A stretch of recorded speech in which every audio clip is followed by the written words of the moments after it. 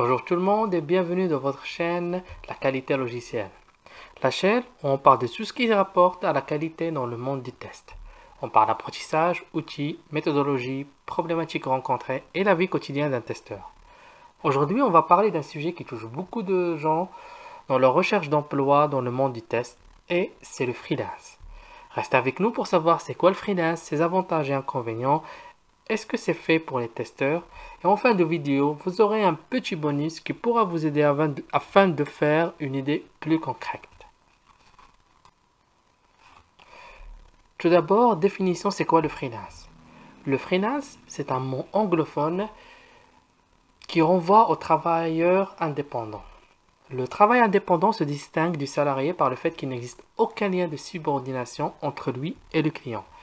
Le principe du travailleur indépendant est de pouvoir travailler pour différentes sociétés clientes. Donc le travail en freelance a beaucoup de succès ces dernières années. Cette nouvelle forme de travail s'adapte en effet à de nombreux secteurs professionnels tels que l'esthétique, la coiffure, l'informatique ou encore les activités artistiques, photographie par exemple. Tout d'abord, vous allez me demander c'est quoi le lien de subordination. Donc, le lien de subordination est un principal caractéristique pour qualifier un emploi avec un contrat de travail. Il s'agit de l'exécution de différentes tâches ordonnées par un employeur qui dispose d'un pouvoir coercitif. Pour expliquer ça un peu plus clairement, quand vous partez au travail, donc vous avez un patron qui vous dit vous devez faire tant et tant de tâches et dans l'ordre qu'il faut. Quand vous êtes un freelanceur, donc c'est à vous de définir ces tâches. Il n'y a aucune personne qui peut vous coercer à faire ces tâches-là. Donc si vous voulez les faire, vous les faites. Si vous ne voulez pas les faire, vous ne les faites pas. Encore ici, ça reste un peu de l'abstract, parce que dans la réalité, bien sûr, vous avez un client et il faut faire le travail pour être payé. Mais le client en lui-même, il n'est pas votre patron. Il ne peut pas vous dire vous travaillez par exemple de 8h à midi ou vous travaillez de midi à 18h en tant qu'exemple. Donc il n'y a pas de notion de il faut être à ce temps-là ou à ce temps-là il faut faire cette tâche-là. Donc c'est à vous de décider toutes les tâches que vous pouvez faire et que vous voulez faire afin de garantir le résultat final pour votre client. Donc là, comme on disait, ces dernières années, le freelance a connu un vrai succès. On a vu que beaucoup de gens se sont lancés dans le freelance, que ce soit dans la photographie, dans l'informatique ou autre. Et on a pas mal de gens, par exemple, qui sont des programmeurs freelanceurs. Et cette notion-là s'est beaucoup développée ces dernières années. Et cela parce que devenir freelanceur a beaucoup d'avantages, beaucoup d'avantages. Et on va voir ça. Donc, devenir freelanceur est parfois le rêve de beaucoup de gens parce que ils ont énormément d'avantages tels que la liberté. Donc, la personne elle est libre, elle peut décider ce qu'elle veut faire à l'heure qu'elle veut faire. Donc, si elle veut travailler 1h du mat, elle va travailler 1h du mat. Si elle veut travailler à 10h du mat, elle travaille à 10h du mat. Elle est son propre patron. Donc, elle fait, entre guillemets, tout ce qu'elle veut. Donc il y a une absence de la routine, puisqu'en monde de freelance, vous ne travaillez pas en subordination à une société. Donc vous pouvez choisir de faire plusieurs missions à la fois. Donc de travailler pour la société X, pour travailler pour la société Y, pour travailler pour le client A, pour travailler pour un autre client B. Et donc il y a cette notion d'absence de routine parce qu'il y a différentes tâches que vous allez faire pour différents clients. Et par exemple, la tâche que vous allez faire pour la société X sera complètement différente. Et même le domaine peut-être de la société X qui, admettons, c'est le ferroviaire, la société Y par exemple, ce sera de la télécommunication. Donc, et vous allez travailler sur des sujets différents, dans des domaines différents. Euh, ce qui résultera ce qui résultera en vous euh, que vous allez faire plusieurs tâches différentes et vous allez apprendre davantage. Donc, il y a une meilleure rémunération en général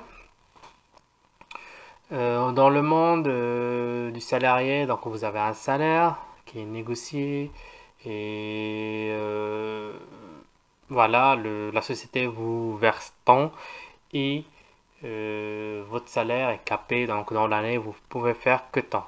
Dans le monde de freelance, vous vous faites payer par ce qu'on appelle un TGM, donc temps journalier. Et ce TGM euh, dépendra de chaque mission. Et en général, il est plus élevé que... En général, les salaires des freelances, il est plus élevé que pour les salariés normaux, pour tant de raisons. Pour tant de raisons qu'on va voir un peu plus. Par exemple,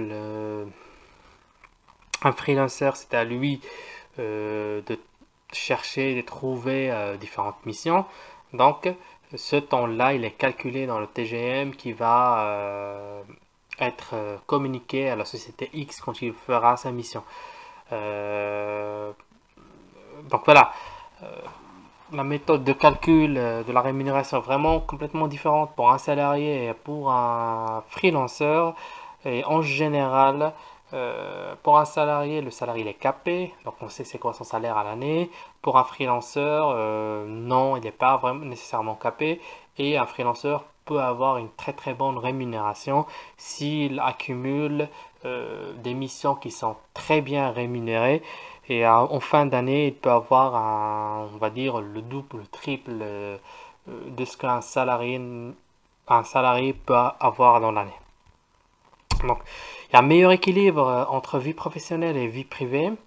Et là, puisque le freelanceur, lui, il peut gérer son temps comme il veut, admettons c'est une personne qui aime travailler la nuit, admettons que c'est un freelanceur qui est un développeur qui aime travailler la nuit, donc lui, il va travailler la nuit, et il va faire ce qu'il faut, donc, et après, il lui reste le jour, bon, après les 8 heures de repos nécessaires, il lui reste le jour pour, s'il a des enfants, jouer avec ses enfants, les amener à la crèche, si on a de la crèche ou autre, faire les courses.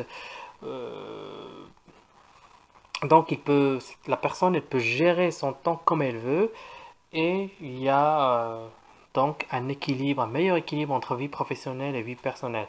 Il y a autre chose, donc par exemple freelanceur, pour un freelanceur ça dépend parce que soit la mission c'est une prestation, par exemple euh, testez-moi le site web X, je veux que vous remontez tous les bugs, vous avez une semaine pour le faire.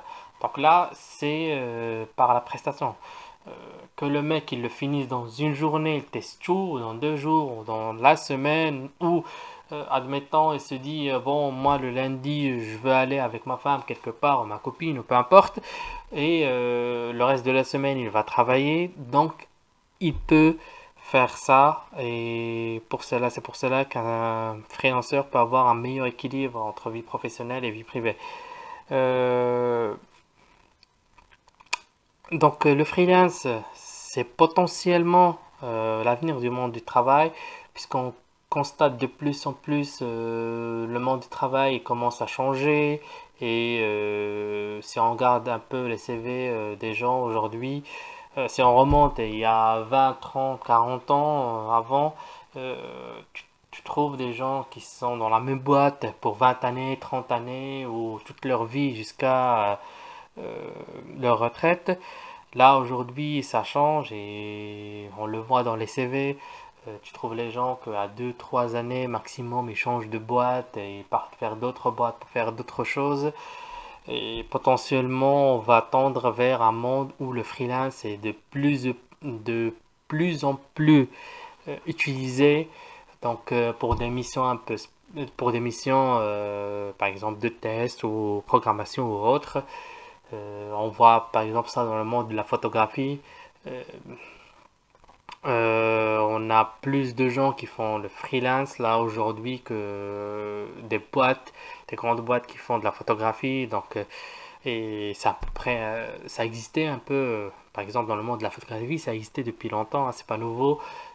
Par exemple, Microsoft, quand elle veut ses photos qu'elle passe euh, pour les fonds d'écran, donc c'était des photos qu'elle achète chez des freelanceurs, quoi. Par exemple, pour les jeux vidéo, c'est aussi la même chose. Pour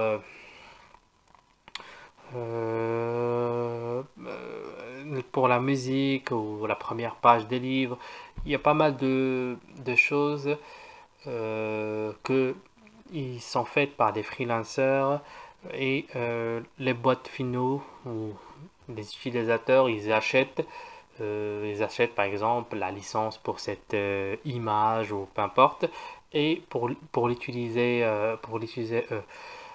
Donc, et ce qu'on constate aujourd'hui, c'est que de plus en plus de boîtes, elles offrent le freelance.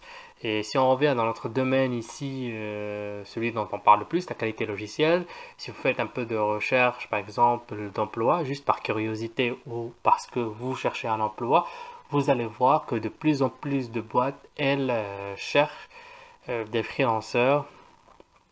Donc, pour plein de raisons, hein, parce que parfois, il y a des missions où ils veulent tester une application et après ils auront, j'en sais rien, un mois où la personne ne va rien faire. Donc, et après, ils auront une autre mission. Donc, les boîtes, ils cherchent des freelanceurs pour dire, bon voilà, je vous donne cette mission, vous faites ça, et bye bye. Et après, il y aura une autre mission après le un mois de vacances, entre guillemets, et elles veulent pas payer, par exemple, un salarié qui va rester un mois à ne rien faire et être payé. Alors qu'il y a ces raisons-là. Mais en général, même les gens, aujourd'hui, ils aiment beaucoup plus ce principe de travail, cette méthodologie de travail, on va dire, parce que ils y trouvent leur compte et euh, ils y trouvent aussi un équilibre entre vie pro et vie personnelle que parfois en tant que salarié vous n'avez pas. Donc il y a un autre avantage qui est la liberté géographique. Et là, on va, par exemple, si vous regardez dans YouTube, vous allez trouver beaucoup de freelanceurs qui sont, par exemple, à Bali ou Bahamas ou je sais pas où dans le monde. Ils travaillent pour des boîtes, par exemple, américaines ou autres, et qui peuvent, par exemple, être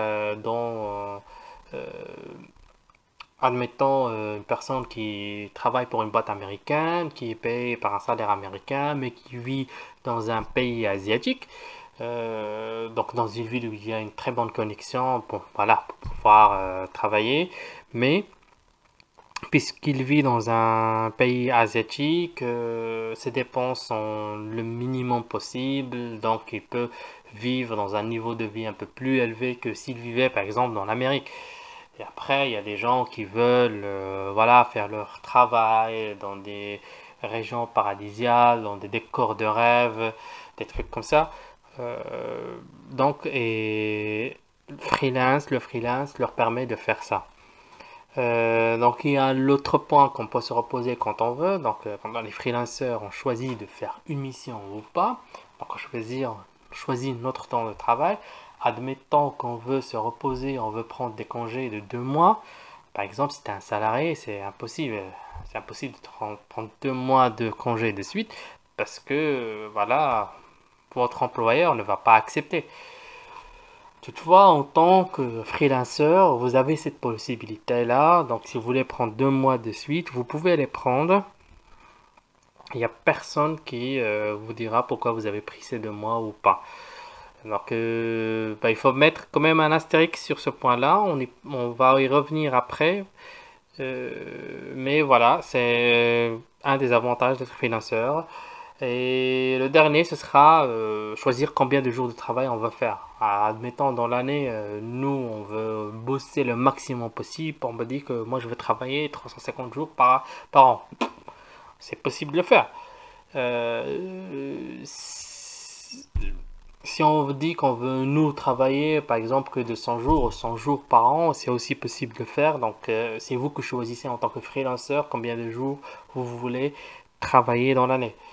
Donc ce point-là rejoint le point dont j'ai parlé un peu de se reposer quand on veut. Donc ces deux points ils se rejoignent et on va mettre un petit astérix sur ces deux points-là. On va revenir sur ces deux points après. Donc comme on a pu voir, beaucoup de gens veulent être freelanceurs parce que ça donne beaucoup d'avantages. Toutefois, être un freelanceur n'engage pas que des avantages, il y a aussi des inconvénients qui impactent la vie d'un freelanceur. Et pour nous, dans la qualité logicielle, on regroupe les inconvénients sur deux catégories distinctes. La première catégorie, c'est les points négatifs qui impactent tout le monde, qui impactent monsieur tout le monde. Et la deuxième catégorie, c'est les points qui peuvent impacter certaines personnes plus que d'autres. On va vous expliquer un peu ça. Donc la première catégorie, donc les points négatifs qui peuvent impacter monsieur tout le monde. Donc faire, par exemple, un freelanceur, il doit faire la prospection commerciale régulière. Donc en tant que freelanceur, comment ça se passe? Par exemple, vous cherchez votre première mission, vous faites votre première mission, mais il faut prendre un peu de temps de votre mission pour chercher une autre mission. Donc à la fin de la mission, admettons que votre mission elle fait 3 mois, donc à 3 mois, votre mission va s'arrêter. Donc après 3 mois, il vous faudra une nouvelle mission afin de vous faire payer et de survivre. Donc, ou de vivre. Donc, il faut que vous preniez un peu de temps et que vous calculez ce temps-là, par exemple, et calculer ce temps-là pour que vous puissiez faire de la prospection commerciale régulière afin de chercher votre future mission. Donc là, c'est un truc qui impacte tout le monde parce que tout le monde doit le faire, tout le monde doit faire de la prospection commerciale, tout le monde doit chercher des missions à faire et ça s'apprend, mais on n'est pas tous, on n'est pas né on n'est pas né des commerciaux, hein, et de la prospection, pour en avoir fait, c'est un truc qui est chiant. Et vraiment, au tout début, les gens, euh, ça peut être pénible de le faire, hein, il faut se le dire, hein. Ouais, faire de la prospection commerciale, au début, ça peut être pénible de le faire. Ce qu'il faut savoir en tant que freelanceur, le paiement il est différé et je pense il est différé de 45 jours. Donc voilà. Donc il y a un différé de 45 jours qu'il faut prendre en considération. Admettons que vous avez votre mission, fini votre mission, vous allez être payé, mais voilà, vous allez être payé que 45 jours après. Donc il y a cette période-là où vous devez subvenir à votre style de vie, quoi. Euh, donc, il y a cette période-là.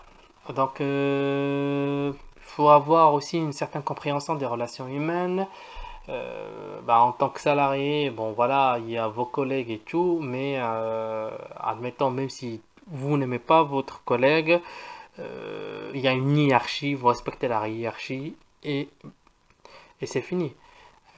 Donc votre collègue, il aime travailler avec vous ou pas, euh, voilà, on va lui ordonner de travailler avec vous, il doit travailler avec vous, et c'est comme ça. En freelance, c'est un peu plus compliqué parce que pour vous, il faut que votre mission réussisse pour que vous puissiez vous faire payer.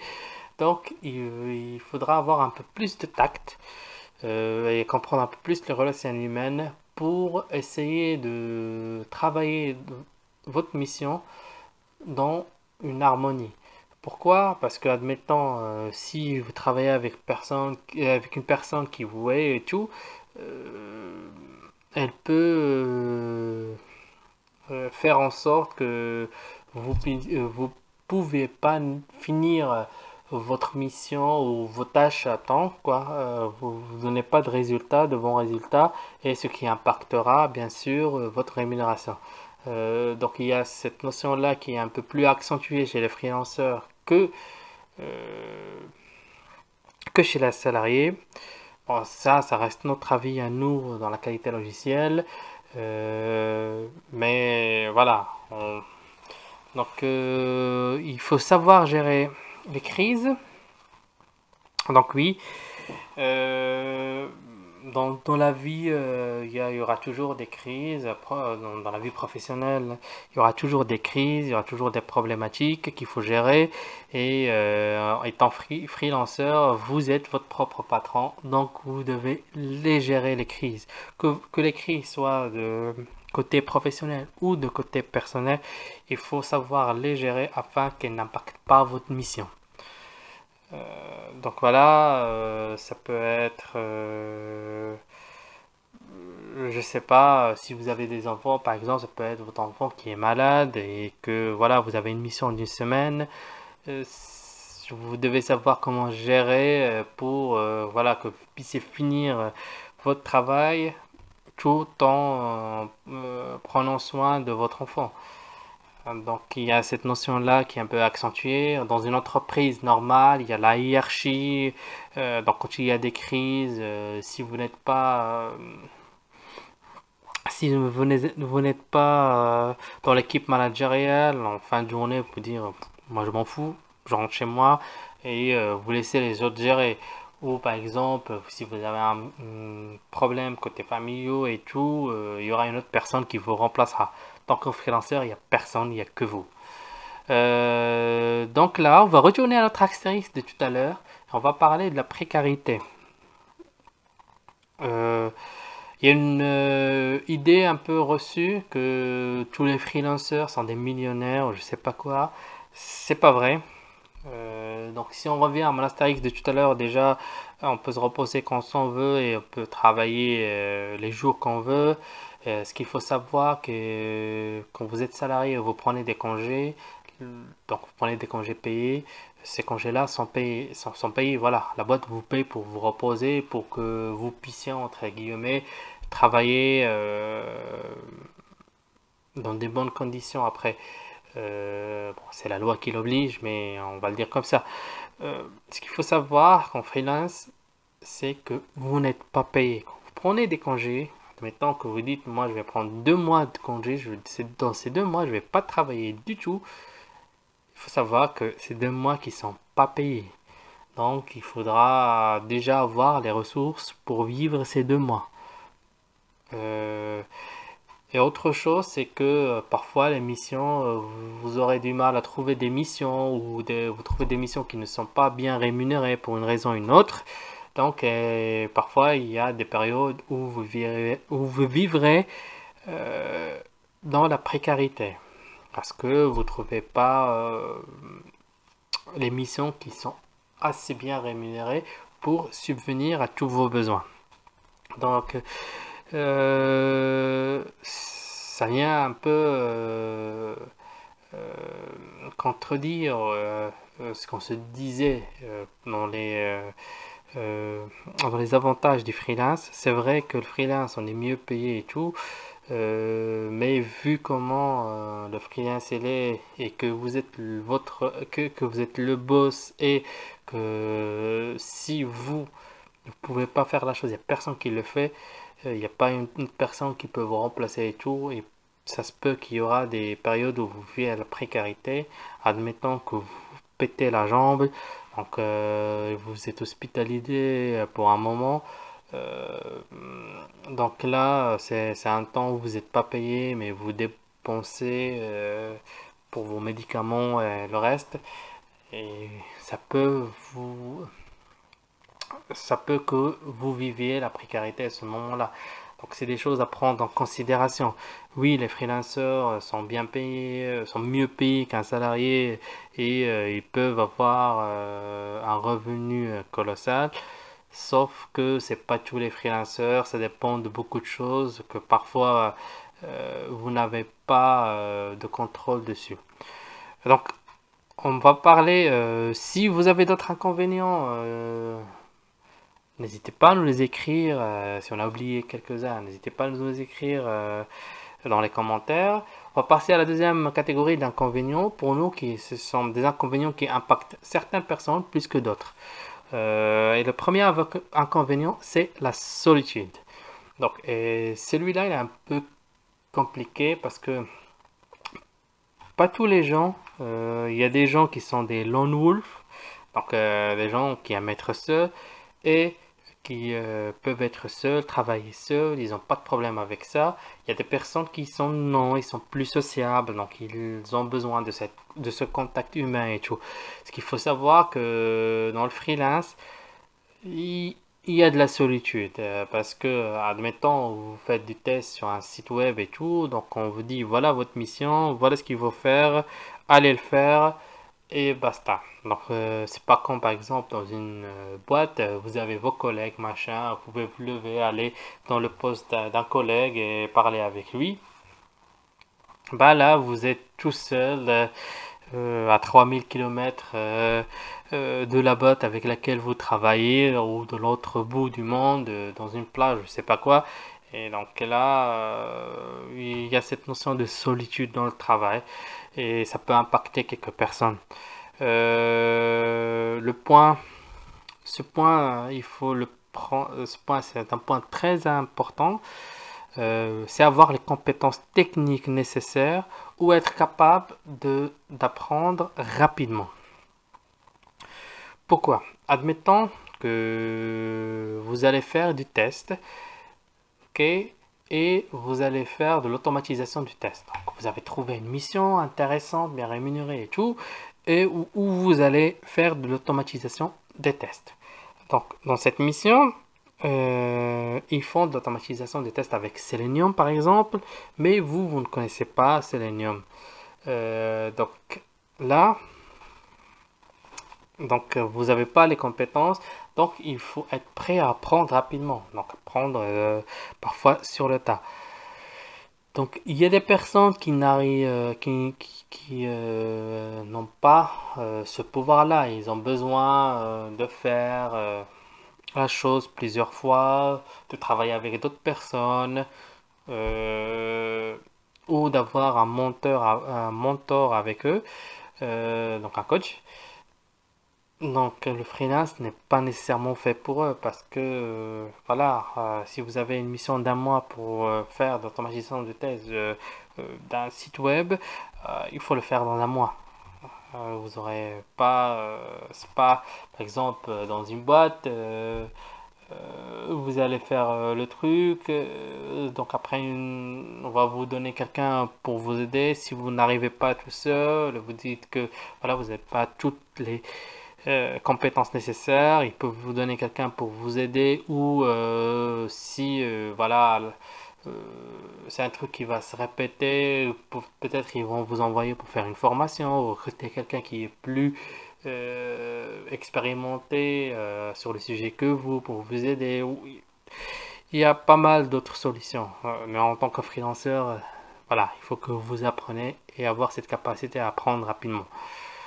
Soit vous êtes un expert dans votre domaine, admettons que vous êtes code de l'automatisation des tests en Selenium, vous êtes expert dans votre domaine et vous faites que ça. Donc, l'autre point qui rejoint celui-là, c'est être un jack of all trades. Donc, c'est un mot en anglais, ce qui veut dire que vous devez tous connaître. Comme on a pu voir, vous faites la prospection, vous allez travailler peut-être avec plusieurs technos différentes. Par exemple, vous faites une mission sur la société A, B, C, et les technos sont différentes. Une société qui, j'en sais rien, elle fait de Java G2E, l'autre avec du Java, l'autre C++, peu importe. Mais bon, voilà, il faut avoir une grande connaissance technique qui vous permettra de passer d'un domaine à un autre, d'une boîte à l'autre sans avoir gros dégâts. Sinon, il faut avoir la capacité d'apprendre rapidement. Donc, il y a un point aussi très important qui est le salaire. Et pour un freelanceur, le salaire, il est irrégulier. On veut dire par ça, donc, un salarié. Donc, chaque mois, il a son salaire. On lui donne une fiche de paie, on lui envoie son salaire et basta. Il sait à chaque mois, admettant qu'il est payé au SMIC, il sait qu'à chaque mois, il est payé au SMIC. Chaque mois, il aura son SMIC et basta. Il, il le sait. Euh, Freelancer, c'est pas nécessairement le cas. Parce que, admettons, vous travaillez un mois, après, il y a 3 jours que, voilà, votre mission ne commence que 3 jours après, ou une semaine après, ou que vous n'avez pas trouvé une mission rapidement. Vous voyez que vous allez avoir, avec des paiements différés, hein, on prend en considération les paiements différés, vous allez voir où il y a des périodes où vous allez être payé, une période non, une période peut-être payé un peu plus parce que vous avez trouvé une mission bien rémunérée, ou une période où vous allez être moins payé parce que la mission n'est pas bien rémunérée et vous n'avez pas trouvé une meilleure mission. Et parfois, juste pour pas tomber dans la précarité en tant que freelanceur, vous allez prendre la décision de faire, bon, voilà, je sais que cette mission n'est pas le top, le summum que je peux faire, mais je vais la faire quand même juste pour faire entrer de l'argent dans la caisse. Donc il faut prendre ce point vraiment au sérieux parce que euh, pour des gens qui ont des enfants, une famille qui doivent nourrir, c'est un peu compliqué d'avoir cette irrégularité du salaire. Par exemple, si vous avez des enfants, hein, vous savez que des bébés, ils consomment beaucoup de couches, beaucoup de lait, et voilà, il faudra un salaire régulier afin de subvenir aux besoins du bébé. Ou du moins, si vous avez un salaire irrégulier, il faut que vos dépenses soient entre guillemets adaptées aux périodes. Par exemple, vous dépensez un peu plus quand votre salaire le permet et vous achetez à l'avance tout ce qu'il vous faut. Et dans les périodes où le salaire est moins, vous utilisez votre stock. Donc voilà, c'est des pistes les gens qui peuvent faire, mais c'est un point important que de savoir que il y a cette irrégularité de paiement d'une période à une autre. Donc, un autre point qui est important, c'est qu'il n'y a pas de cotisation de chômage. Quand vous êtes un freelanceur, vous ne cotisez pas pour le chômage. Donc, après, admettons demain ou après-demain, personne ne veut de vos services, ben là, vous êtes bien embêté parce qu'il n'y a pas de chômage. C'est pas comme un salarié, il se fait virer demain parce qu'il y a une crise sanitaire ou une crise économique ou peu importe. Le salarié il va toucher le chômage, mais c'est pas le cas pour les gens qui font du freelance. Ce qu'il faut prendre en considération aussi, c'est que en tant que freelanceur, vous avez moins de crédibilité auprès des banques et des propriétaires. Ça, c'est un point, on va dire, épineux, parce que voilà, tout le monde a besoin de se loger et parfois puisque vous êtes freelanceur et vous avez ce salaire irrégulier, c'est très compliqué. C'est très compliqué de faire valoir son dossier euh, pour les propriétaires. Ils voient un freelanceur avec un salaire irrégulier, la première chose qu'ils se disent, hein, le mec il va pas me payer ou la nana elle va pas me payer, donc la personne elle va pas payer. Et voilà, les banques aussi sont moins ils sont réticents, on va dire, à donner des crédits pour achat de maison ou autre pour des freelanceurs. Euh, et il faut prendre ce point en considération. Je sais que c'est un point épineux, que c'est un point pas bien, quoi, parce que tout le monde a besoin de avoir un toit pour vivre décemment. Mais bon, voilà, c'est un des inconvénients euh, du freelance. Et pourquoi on l'a mis dans la catégorie 2 où ça impacte certaines personnes plus que d'autres? admettons qu'une personne, un freelanceur qui se fait payer 100 000 euros à l'année, c'est pas un freelanceur qui se fait payer, j'en sais rien, 20 000 euros l'année. Donc vous voyez, à 100 000 euros, il peut vraiment créer, par exemple, un bon dossier pour une banque s'il veut acheter en donnant, j'en sais rien, s'il a cotisé depuis 2 3 années, il a 50 000 euros, il donne une avance de 50 000 euros sur la maison et tout, il peut s'offrir la maison. Par exemple, pour les propriétaires, il y a pas mal de gens qui font ça, c'est qu'ils paient 3 ou 4 mois d'avance. Donc, juste pour dire que, bon, on a l'argent, même si on est freelanceur, on a l'argent, on peut vous payer le truc. Et voilà, les propriétaires acceptent en général dans ces termes-là. Ce qu'il faut savoir aussi, c'est que pour la location, ça diffère d'une région à l'autre, ça diffère s'il y a une tension locative, mais d'une manière générale, il y a moins de crédibilité en étant que freelanceur auprès des propriétaires. Euh, le dernier inconvénient dont on va parler, c'est l'organisation. Si vous êtes une personne organisée par défaut, donc tout va dans son bon coin, tout est bien organisé, vous faites votre plan d'action et vous le suivez. Être un freelanceur, il n'y a pas de souci, ce point-là, vous pouvez l'oublier. Mais si vous êtes une personne désorganisée, et là, ça peut être vraiment, vraiment un point, on va dire, bloquant pour vous, parce que là, ça va impacter votre vie et si voilà, vous faites un plan et vous le suivez jamais et tout, à certains moments, vous pourrez pas faire votre boulot du mieux que vous pouvez parce que vous ne suivez pas ce que vous faites. Et, euh, et ça impactera sur votre boulot, hein. Si vous laissez tout à la dernière nuit, vous allez faire une longue nuit, peut-être pas donner le bon résultat que vous pouviez donner si vous avez travaillé sur une longue, si vous avez travaillé moins d'heures sur une longue période. Donc c'est un point très très important à prendre en considération. Donc là, on vient dans la dernière partie. Est-ce que le freelance est fait pour vous? Donc c'est une question, très très bonne question, mais qui est compliquée à répondre. Et c'est pas une question où on va répondre oui ou non, parce que il y a trop de choses qui vont là-dedans.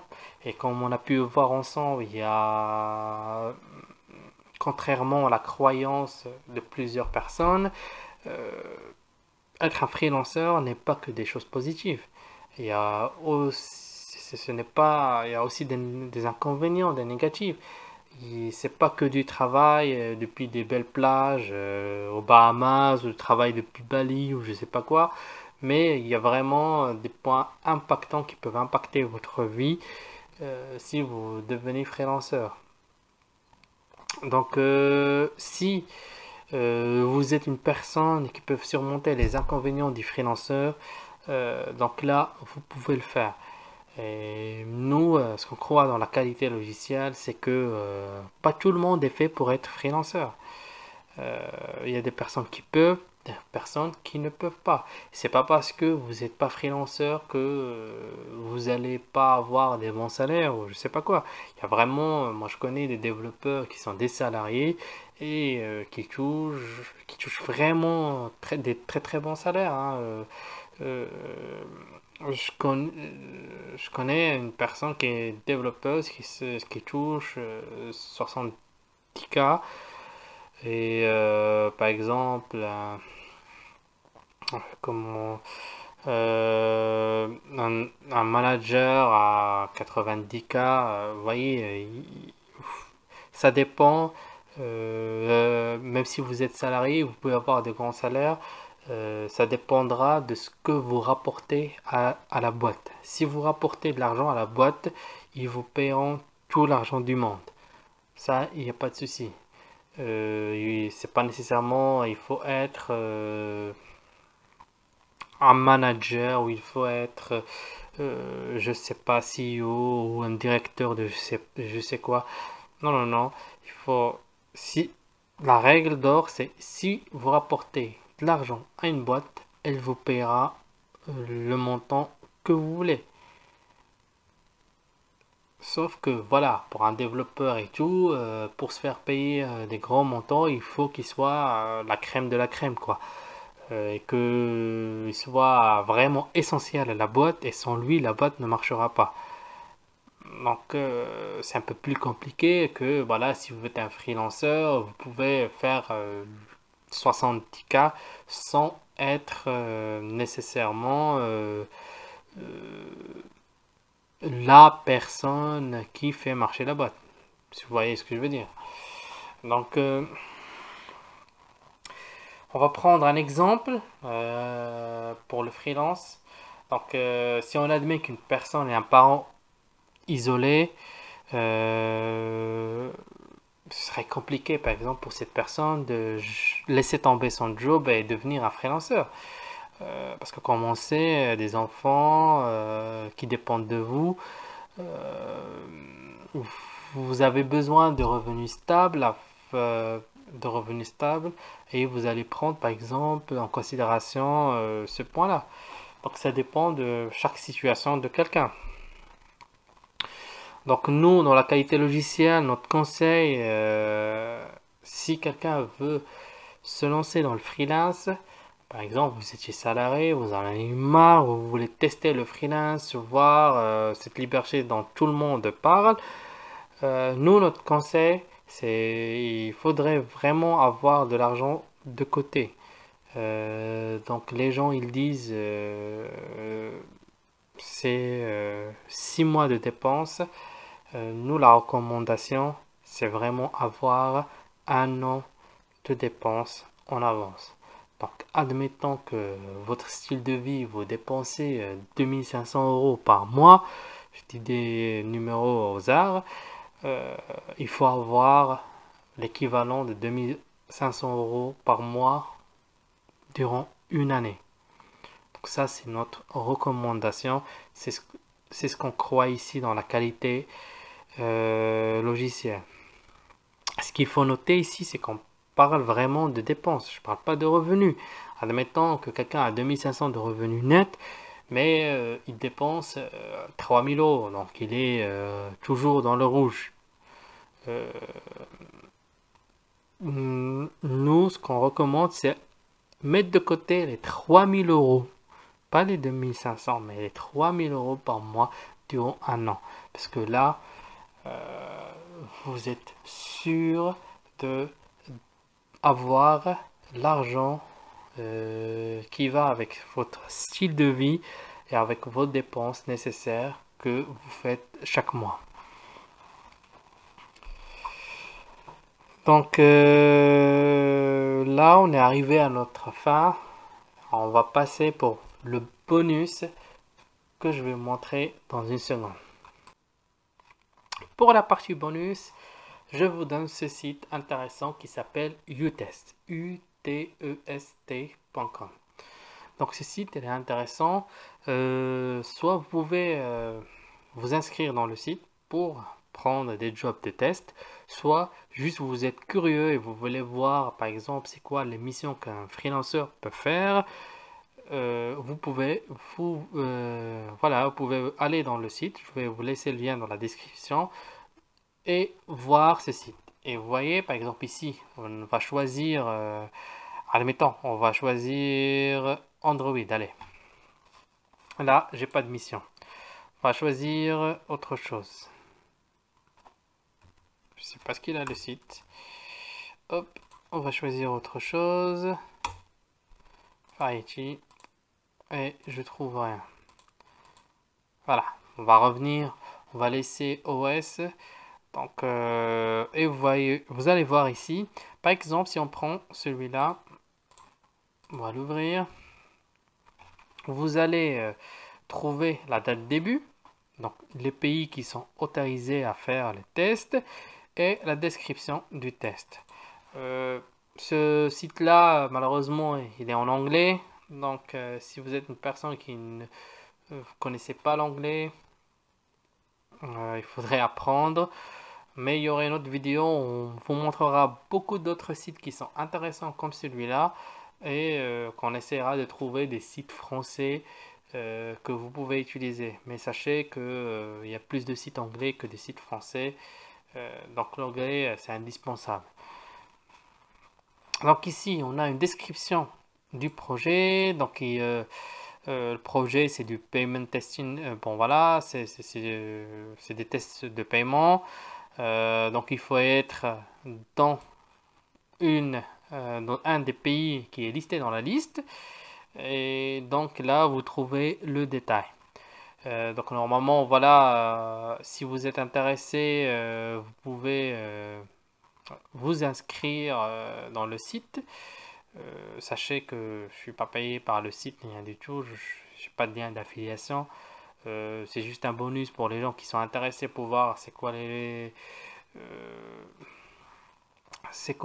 genres de missions que, par exemple, vous pouvez avoir si vous voulez juste tester un peu, juste vérifier des missions de freelanceur, on va dire.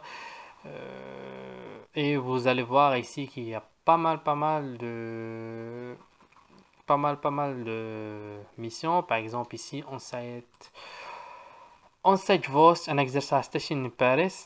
Donc voilà, par exemple, ils sont en train de chercher des personnes qui sont à Paris, France, qui parlent le français, sont des natifs ou pas. Et voilà, ils demandent que les participants soient confortables pour faire des exercices. Et les tests, ils seront faits euh, à l'extérieur et à l'intérieur. Il y aura la pluie aussi. Et il vous sera nécessaire entre 6 et 7 heures. Donc voilà. Ils disent aussi qu'il voilà, il offre, bon voilà, il explique ça en français aussi, hein. Donc là, il offre un bonus de parrainage de 15 dollars si vous faites venir quelqu'un, votre ami ou votre famille ou peu importe. Bon voilà. Euh, donc ce site peut être intéressant pour vous, pour voilà, vous faites une idée générale de ce quoi les missions que euh, des boîtes elles peuvent donner aux gens. Celui-là, ce qu'il faut savoir qu'il n'est pas spécialisé. Donc là, vous trouvez de tout et de rien, donc des missions qui peuvent être faites par des personnes qui sont pas vraiment des experts, hein. Si vous venez d'un autre domaine et vous voulez faire un test de je sais pas quoi, vous pouvez le faire. En plus, voilà, par exemple, euh, il y a des tests, par exemple, où là, il y a des spécifications un peu spéciales. Il faut que vous avez une PME, par exemple, ici. D'autres, c'est juste, par exemple, que vous pouvez donc prendre le taxi avec d'autres personnes. Donc voilà, ça vous permettra de savoir. Il y en a d'autres qu'on vous présentera ultérieurement dans une autre vidéo. Mais voilà, votre petit bonus. Si vous avez des questions, n'oubliez pas de nous laisser dans les commentaires. Si on a oublié quelque chose, des avantages ou des inconvénients, ou un des avantages et des inconvénients qu'on a listé euh, avec lequel vous n'êtes pas d'accord, n'hésitez pas de nous laisser ça en commentaire et de nous expliquer pourquoi. Merci à tous, à la prochaine vidéo.